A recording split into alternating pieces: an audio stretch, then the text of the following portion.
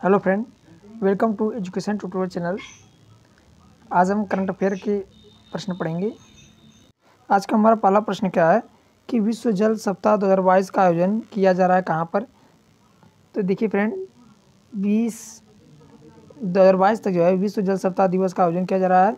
तो विश्व जल सप्ताह दिवस का आयोजन 2022 में कब से कब तक किया जाएगा। तो जल सप्ताह दिवस है, सप्ताह मतलब ये एक हफ्ता का 7 दिनों का ये विश्व जल सप्ताह दिवस होगा।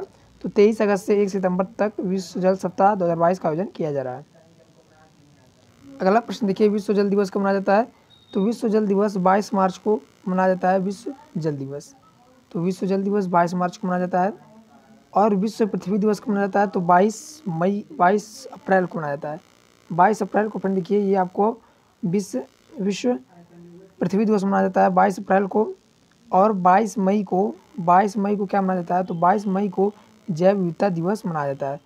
तो आप लोग याद रखिएगा, 22 मार्च को जल दिवस, पहले जल आया, फिर पृथ्वी आई, फिर जैव विविधता दिवस मनाया गया। तो पहले जल आया तो 22 मार्च को जल दिवस, 22 अप्रैल को विश्व पृथ्वी दिवस, 22 मई को जैव विविधता दिवस मनाया जाता है।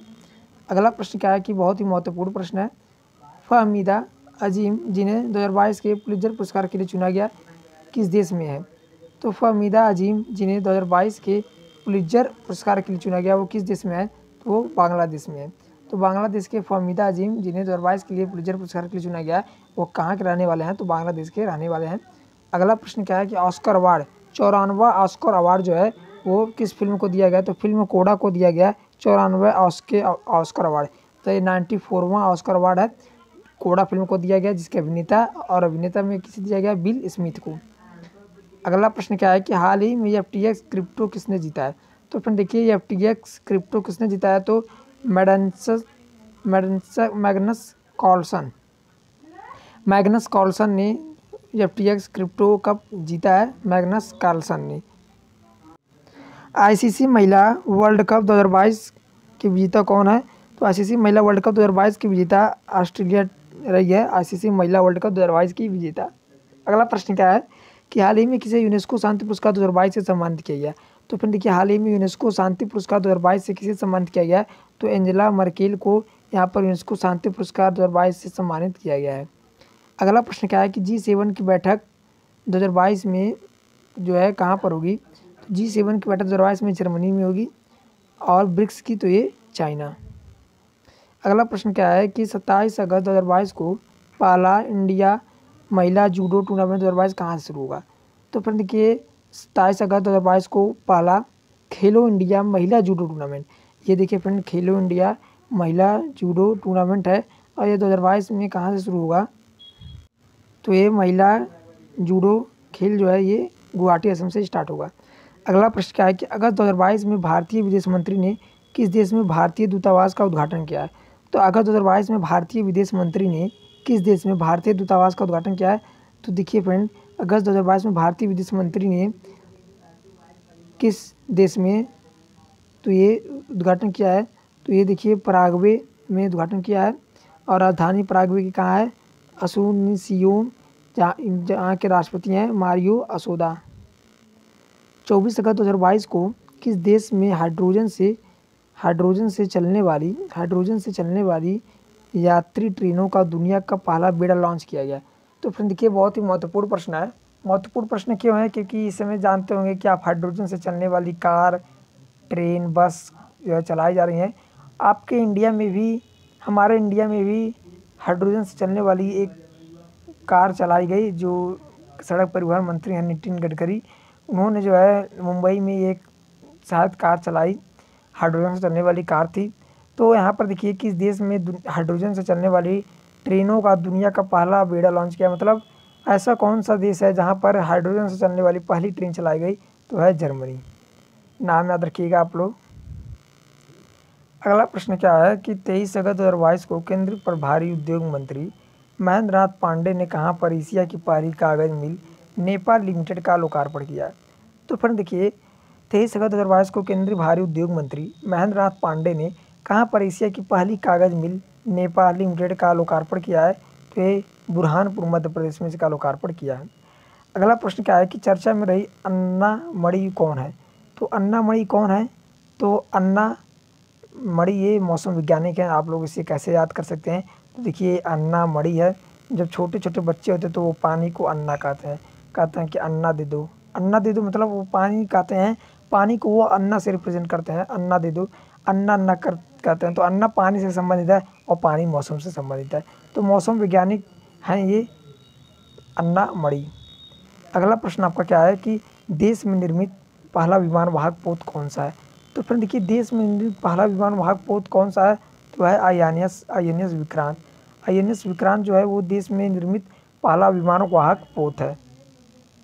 अभी तक जो है देश में पहला ऐसा एक विमान वाहक पोत बनाया गया है जो कि 76% स्वदेशी विमान वाहक पोत है। मतलब उसमें 76% जो सामान लगे हुए हैं वो भारतीय सामान है और बाकी जो 24% है वो विदेशी सामान लगे हैं। अगला प्रश्न क्या है कि प्रतिवर्ष विश्व भर में महिला समानता दिवस का आयोजन कब मनाया जाता है। तो फ्रेंड देखिए प्रतिवर्ष विश्व भर में महिला समानता दिवस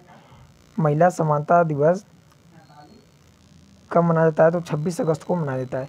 26 अगस्त को महिला समानता दिवस मनाया जाता है पूरे विश्व भर में। और फ्रेंड देखिए 15 अगस्त के एक दिन पहले 14 अगस्त को विश्व दिवस मनाने की घोषणा की गई है। अगला प्रश्न क्या है कि 25 अगस्त 2022 को इंडिया और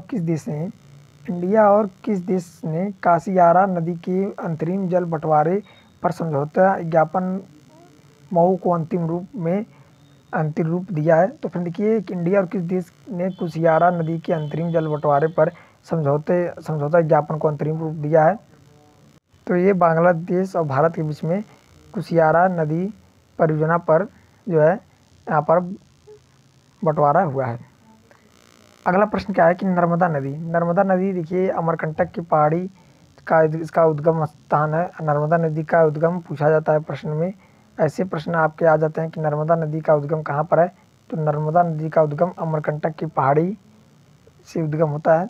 गोदावरी नदी तो ये त्रियम्बकम पहाड़ी नासिक महाराष्ट्र से इसका उद्गम होता है। तो देखिए कृष्णा नदी महाबलेश्वर महाराष्ट्र ठीक है से होता है।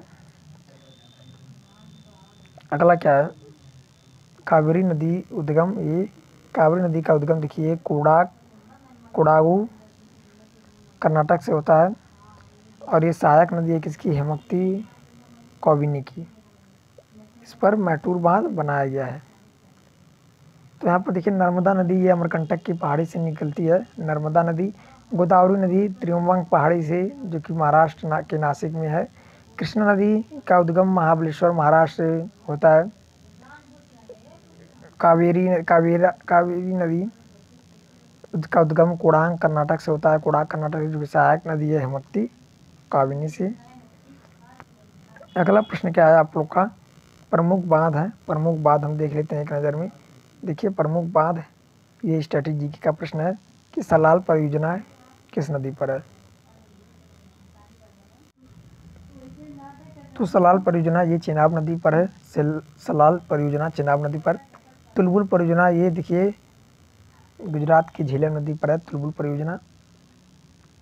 मध्य प्रदेश के ओंकारेश्वर और सरदार बांध ये नर्मदा नदी पर है। सरदार बांध देखिए यहाँ पर नर्मदा नदी किनारे सरदार वल्लभ भाई पटेल का लौह इस्पात जिन्हें कहा जाता है उनका मूर्ति है नर्मदा नदी पर सरदार बांध।